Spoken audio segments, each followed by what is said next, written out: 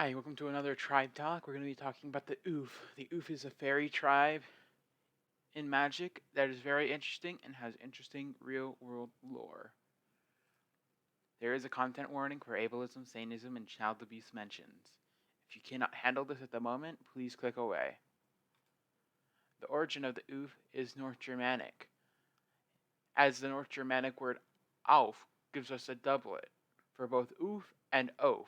Ouphe meaning stupid or idiotic, and Ouphe meaning fairy, child, in archaic sense. Specifically, the mythology of a changeling replacing a child, usually for a foolish or deformed or even ugly child. The mythos of the Changeling Children is interesting. It is an archaic mythos revolving around the fear of newborns and sometimes even newlyweds, similarly into Capra's disorder, being replaced by an imposter, nearly perfect or slightly off imposters, that will eventually grow up to be something other than human.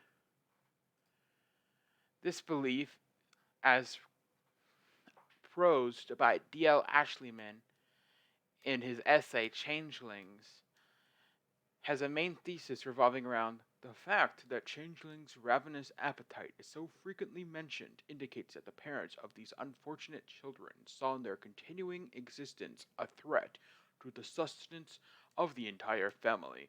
Changeling tales support other historical evidence in suggesting that infanticide was frequently the solution selected.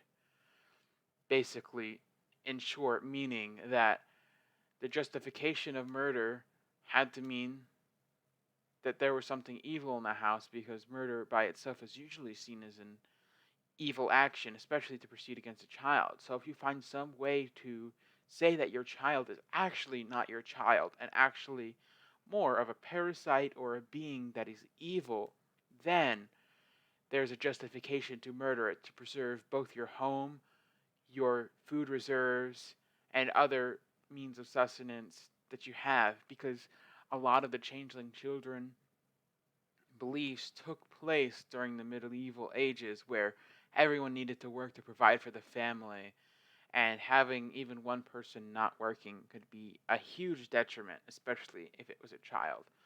Similarly to the newlywed belief of the changelings, the murder of Bridget Cleary by her newlywed husband is an example of how these beliefs can also lead to the murder of people in the modern day and age from fear and worry of someone being replaced by an imposter.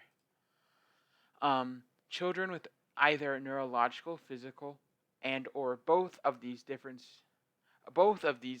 issues, from anywhere from cerebral palsy to regressive autism to everything in between, could also be seen as an origin, because most of the changeling children were seen as slightly off or looking sort of weird or sort of more human or acting off to what the standard was for most children.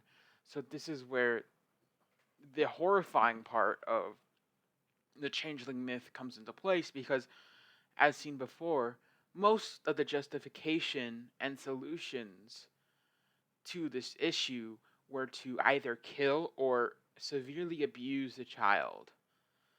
So with the idea of a children being seen as different or an imposter or a replacement of the actual child, you have an issue where children who are actually their parents' children with certain issues like regressive autism, cerebral palsy, birth defects would have justification to being killed, because they're actually a changeling child, they're not my child because they don't look normal. Um, Funnily enough, though, modern day autistic movements have actually come to relate to this mythos, like in the movement, the Indigo Children. But instead of the Fae, they believe personally that they are aliens sent to better the world. However, the Indigo Children are not the best group. They perpetuate a lot of beliefs that are kind of not healthy to believe. I'll link a video to it by Ponderful. Ponderful has great videos about autism and things like that, but especially the video on the Indigo Children is great, so I will link that in the description if I remember. Um, there is a biological reasoning to fear of an imposter because brood parasites are a thing in nature. The most common is the cuckoo bird, who, like other brood parasites, would lay an egg in a host nest, and that chick would hatch, sometimes even kick out other of the host species' eggs or broodlings and kill them to get the attention from the actual brood mother who loses her biological children. This parasitism has been seen multiple times in nature and could be a biological reasoning for a fear of an imposter child, because in biology, if you raise a child that is not genetically your own, that is not great in terms of evolution, natural selection, etc. Also, I know I've been saying imposter a lot. I'm just going to say Among Us. Yes, I know, Among Us. Anyways, back to the magic ouphes. Ouphes are seen to steal or destroy artifacts. Similarly to Ashleyman's thesis of these changeling children stealing or being a parasite of sustenance and materials, there's also an importance on magic's ouphes being bearded, which is another trait you'd see with spawning changeling children. It's like, oh, the baby has a beard. So they're small humanoids that are usually bearded, which is pretty interesting to the original connections, but this is where most of the lore stops, is there's not much to ouphes in magic, nor is there much connection to the original lore in real life. The first Ouphe that was ever printed in Magic the Gathering was the Brown Ouphe, and before that there was Shelkin Brownie and Neil Sylvain, which eventually became errata to become technically the first Ouphes. As you can see, these are mainly green, fairy-type creatures, and the reason why cards like Shelkin Brownie and Neil Sylvain were errata to be Ouphes is because Ouphes are basically green fairies. So if there was a fairy-like card or a fairy card that wasn't specifically winged or like the typical small blue fairies that we see in Magic, they would be labeled as an Ouphe. Here's some important Ouphes in Magic the Gathering's history. Collector Ouphe turns off artifact activations, which is a super powerful ability, especially against an artifact heavy deck. Then we have Gilder Baron, a counter doubler, which can double planeswalker counters, um, +1/+1 counters, etc. Kitchen Finks, bunch of infinite combos with Kitchen Finks.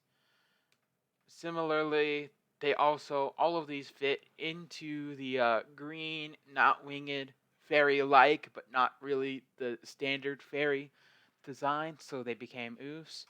The main question here is, how could we improve Ouphes if Magic wanted to print more Ouphes? Maybe more cards about stealing artifacts.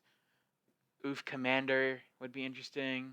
Red would be interesting colors for an Ouphe, like a Gruul Ouphe, because we have Claim the Firstborn as a card in Magic the Gathering, which would be interesting flavor-wise if we could do that something with an Ouphe, like either stealing a card or swapping an Ouphe for something an opponent controls, while relating to fairy tales and all that stuff in real life, like Eldraine did. Here I have a little sketch for an Ouphe Commander. As you can see, this is supposed to represent artifact destruction. This is supposed to represent like stealing children. Silly little Ouphe design. I actually had like a thought about some of the rules text for this creature. It'd probably be like a 3-mana creature at most, probably like 2 and 1 green. It would focus mainly around artifact destruction. Like you could tap it, pay an amount of mana, destroy an artifact. Or interestingly enough, you could like maybe like tap it for a blue/2, that weird mana symbol where you could play 2 colorless or 1 blue mana to swap it with the creature your opponent controls, so your opponent gets your Commander and you get their best card. But like the interesting thing would be if it were to be worded in a way that I'd like it to be. I would say choose instead of target to get around hexproof shroud. So you can get some interesting fun swapping ideas. Could be fun at a table if this was like an actual commander, but overall, Ouphes have a lot more real world folklore ties than most people actually know, and I really wish they were explored much more, like Fae, because Fae are usually like in the Grixis color pie. Maybe Ouphes could like take on a Bant or Teamer color pie to oppose the fairies, so they kind of like form two halves of a circle that link together. But overall, I think the Ouphe tribe is interesting in how much history it has in actual folklore. But I feel like Magic could do a lot more with these creature types, as with a lot of other creature types. But then again, the Ouphe tribe isn't that much used or loved or recognized as someone's favorite tribe because they're kind of ugly. I'm not going to lie, they're kind of ugly, but in a good way. Anyways, that is the conclusion of this tribe talk. I hope you loved it. And as always, goodbye. Bye bye bye bye. Bye bye bye bye bye bye bye.